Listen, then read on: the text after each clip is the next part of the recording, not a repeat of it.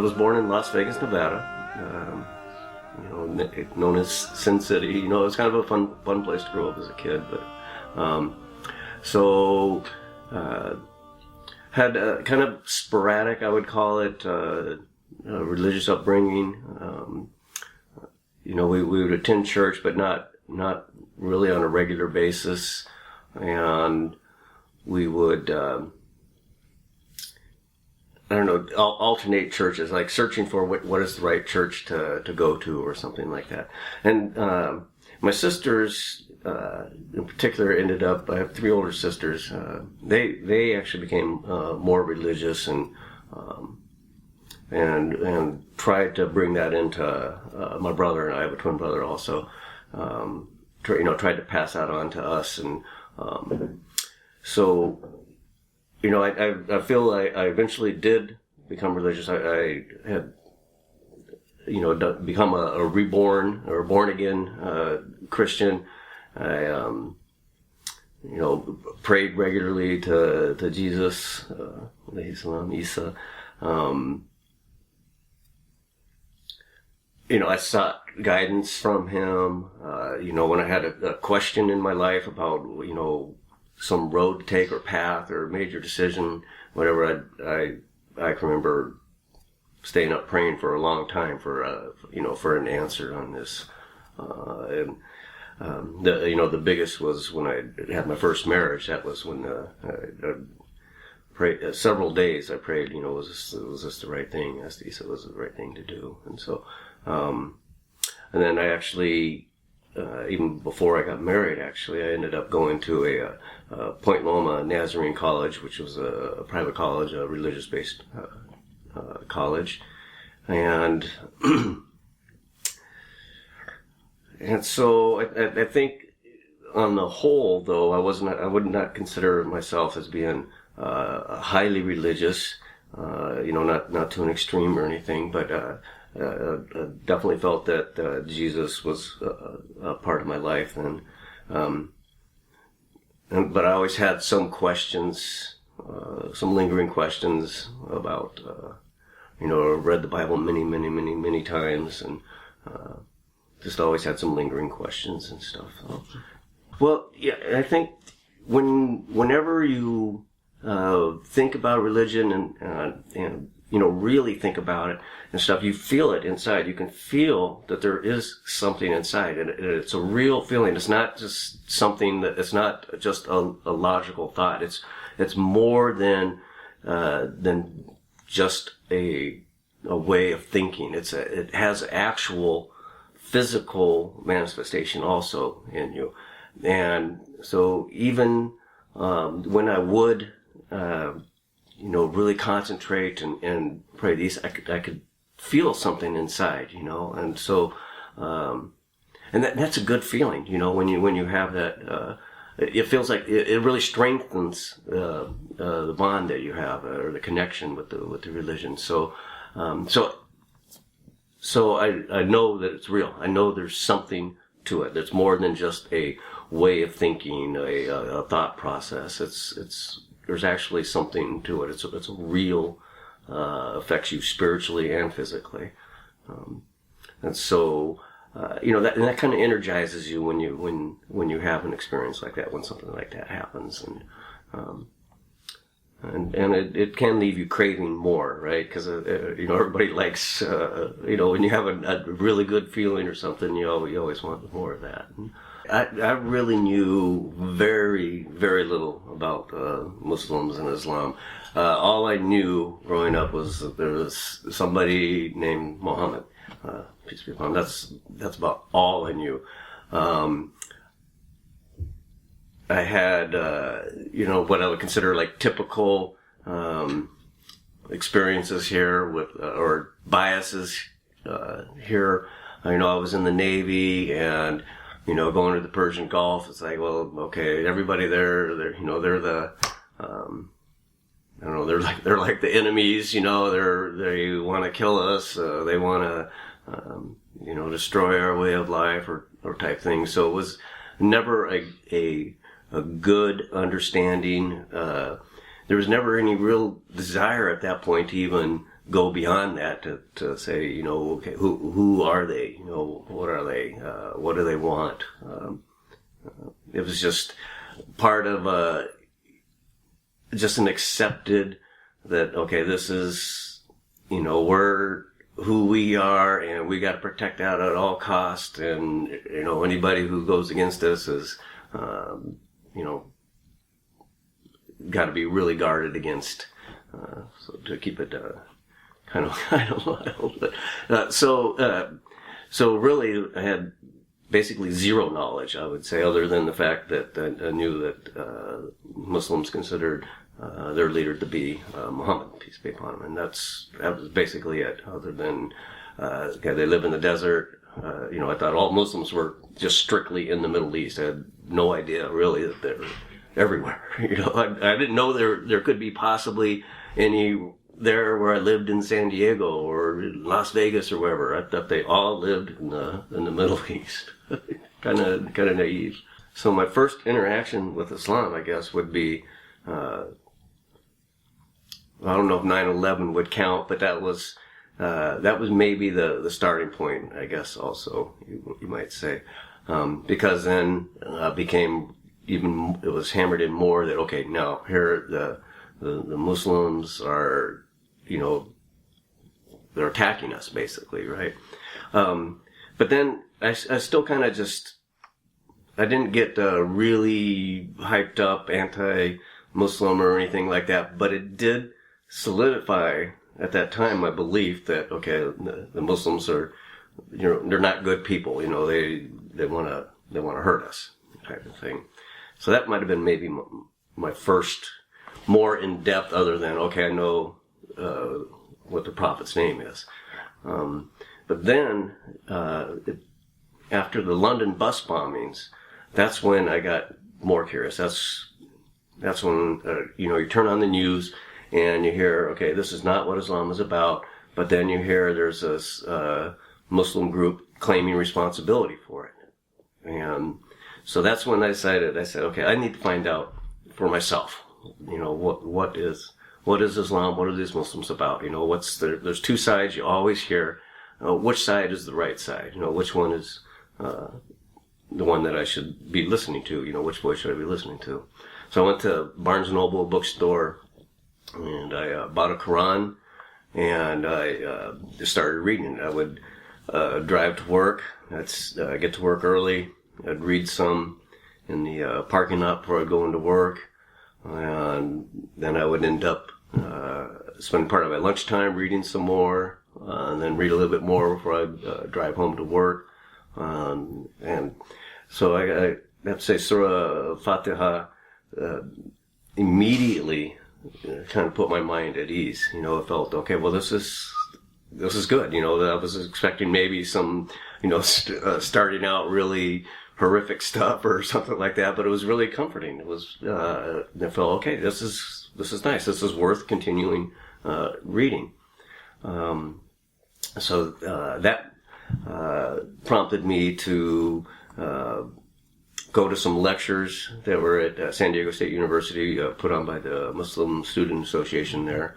The lectures were a series on the prophets. And so I attended those.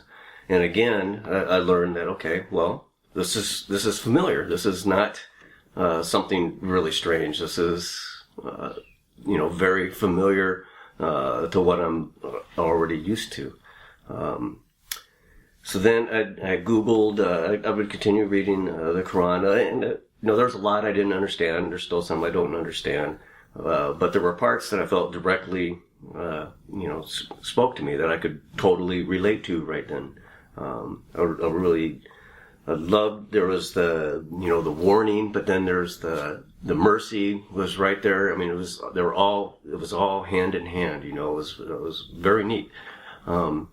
So I Googled where some mosques were, and I found a mosque near my work, and I would go there, and they were closed often. It was in a industrial complex, and one day they were open. they let me go into the library, and they had 3 books in English. Everything else was in, I guess, Farsi or Arabic. So they let me take the 3 books that were in English, and one of them was about Imam Hussein, alayhi salam, and that really that really sealed the deal. You know, that's when I knew that, okay, this is really something, because you know, people don't do something like that. You know, that's very unique event. Yeah. So along the way, you know, I would for searching for information, right? I found that you got to be very careful of what you search for, you know. But so the book that I got from the mosque, Islamic Education Center in San Diego, was really fantastic, because you know, reading the story of Imam Hussein alayhi salam it's something that no one else, the average person, anybody, they're not going to do something like that. You know, if your motivation is worldly gain, money, fame, anything other than the love of Allah, you're not going to do something like what he did. You know, and so it's like, it really, I mean, I feel it now. It really shows you and lets you know that his importance, that he's real. What he did and believed in was real, and it's important, and it's vital, and it's relative every day. It's relative to all of us all the time. And so just that sacrifice lets you know that it can't be done, could not have been done for anything other than the love of Allah, the belief in Allah, and to teach us that, okay, this is a real thing here. This is something that's important to you guys, and you need to know about this. And so, you know, after reading that, the wonderful thing about that also is it leads you to learn when you're coming to Islam. It leads you to learn about the other imams, you know, because it's like, okay, now I found out about Imam Hussein alayhi salam. So who are the other peoples? And then you learn about Imam Ali alayhi salam, and you learn about the other imams. And what's fantastic about that is that you can find an answer for every situation that just really makes sense, and it's a peaceful one. It's not an aggressive one or an overly passive one or anything. It just seems like, well, if you think about it, it's like, you know what? That's a really good answer to this, and you can find those answers. You know, there's the resources that the imams gave us. It's just it's a treasure, you know. And so when you're coming to Islam and you learn about these imams, these personalities, then it leaves no doubt that, okay, this is absolutely the correct way to go. And what I loved about it also was that one thing that had troubled me as a Christian was, you know, Isa came, right, and you know, and the Bible was created later, and so there's all this guidance, but after Isa left, you know, what happened, right? It was, you could see there was the splintering, you know, who's the leader. There was no clear leadership. There were, you know, wars fought over who's going to be leader, right? And so learning about the imams, it's like, okay, that answers that question. You know, Allah did not leave us wandering, right? It's like, okay, here is the succession. Here is how you continue. And so that was really wonderful. That really made a lot of sense to me. You know, I couldn't see Allah sending his last prophet, but then saying, okay, you guys are on your own again. You know, that it makes sense that we have to have the imams. At the time I embraced Islam, I'd been married for 22 years, and so it did not go over well. It was like a light switch. It was pretty much instant cutoff from a support system that I had. You know, with family, it was just basically gone. And actually, for the first, I don't know, maybe for quite a while, I was kind of accepted in the mosque, but not really felt like a part of it. Hardly anybody, if anybody would talk to me, I'd go there, I'd sit alone. So that was still a struggle that, finding out how to do things, who to ask questions was still a struggle, at that point.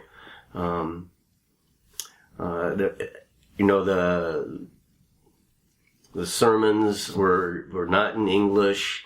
I took my wife and daughter to one, and they're like, what are you doing? You can't, what are they saying? You don't even know what they're saying, how could you be following this? So, but, it was Imam Hussein, Islam gave me the patience, the commitment to see this through. Then, the center had to move, and I showed up to help them move, and after that they said, okay, he's not, he's okay, he's all right. And so then it was more accepting, and then actually my company made me move to Seattle, and there's a center there, the Zainab Center, Imam Abbas Elias, and that was fantastic. What a great center that was. That was the first time I'd heard everything was in English, and I was like, oh, mashallah, I can understand what's going on, and I can really get some more education and stuff. It was really nice. So then I felt like I started to get more of a support system and more accepted and easily. And here in Chicago also, everybody's been very, very welcoming and accepting and stuff. So it's been very nice. So just initially it was rough, because I thought, okay, do I have to learn Farsi and Arabic to know what's going on here? It was tough. My marriage ended after 25 years. But mashallah, Allah was taking care of me in that respect. It's given me a new wife. So it was a tough conversion as far as family life and stuff, but the important thing was to keep, how does Allah want us to worship and understand Him and practice religion. So that was my conviction was really strong in that, and it's still just as strong. And so I knew I needed to see it through despite what might happen. But not speaking English, I think it makes it feel like it's a foreign religion. It's not, and this is Allah's religion. It's supposed to be, it's for all mankind everywhere. It's not just a Middle Eastern religion, right? It's Allah's religion. And so it needs to be understood by people wherever they are, right? And so, when I was a Christian, I could invite somebody to the church, okay? And first of all, the minister would be at the door, greeting you when you came, and then he'd be at the door thanking you when you left. And you could invite somebody to your service, right? And they can understand, they can hear the message. If it's not in English here, like what happened with my wife and daughter, it's like, okay, what did they say? I don't know. Then why are you doing this? Well, because, I read the Quran and Mom was saying, and they're like, well, you're crazy, So if it's not in English, you're going to be more reluctant to invite somebody, right? How are you going to invite somebody to the mosque? And they're not going to understand what's being said, and you can't tell them what's being said because you don't speak Urdu, or you don't speak Farsi, or you don't speak Arabic. That's a challenge, and I think that's a hurdle. And if it's spoken in the local language, then I think that does help make it seem less of a foreign religion. It's kind of, like I say, it felt like, okay, it's a Middle Eastern, or it's a third world religion or something like that. But it's not. You know, it's for all of us, and so we all need to be able to understand. And you know, unfortunately, you know, I might not be able to pick up Urdu instantly or Arabic or whatever. So, you know, the message needs to be, you know, the prerequisite should not be that you have to speak a particular language to get the message, right? To get the message, and then, you know, you can start learning the language. You know, I've learned a little bit of Arabic and stuff, but to get that initial message, you know, you need to hear it in your local language. So the Ahl Bayt is that's our link to Allah. If you want to know how to worship Allah, then the Ahl Bayt is the path. They're the ones that are going to teach you. All our du'as, they're really wonderful. They're super encompassing. They will teach you how to approach Allah. And like when I went on the ziyarat, that was like I said, it was the most rewarding experience of my life. And I can tell you that the Ahl Bayt, that they are alive. When you go to those shrines, it's a living place. And it's not living because of all the people. It's living because the Imam is there, and he wants to connect with you, and you can make that connection, and it's really powerful. And just if you practice and read and study about what the Imams have left us, their hadiths, the Sahifa Sajada.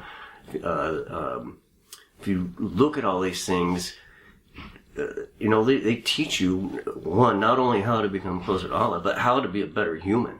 You know, how to you know, to stop doing things and to realize that doing the right thing is actually does make you feel better than doing something you might do otherwise that gives you some kind of temporary satisfaction or something like that. But they're much following the Ahl Bayt. It's like the perfect recipe. You know, if you follow this recipe, you're gonna come up with something really fantastic. They, you know, the reading Najul Balaga, it's just incredible. The insight that the Imams have into the human psyche is just really incredible. Just the things that they've said just give you incredible insight, demonstrates their incredible insight into the human psyche, into how you can be a better person and help humanity at the same time moving closer to Allah.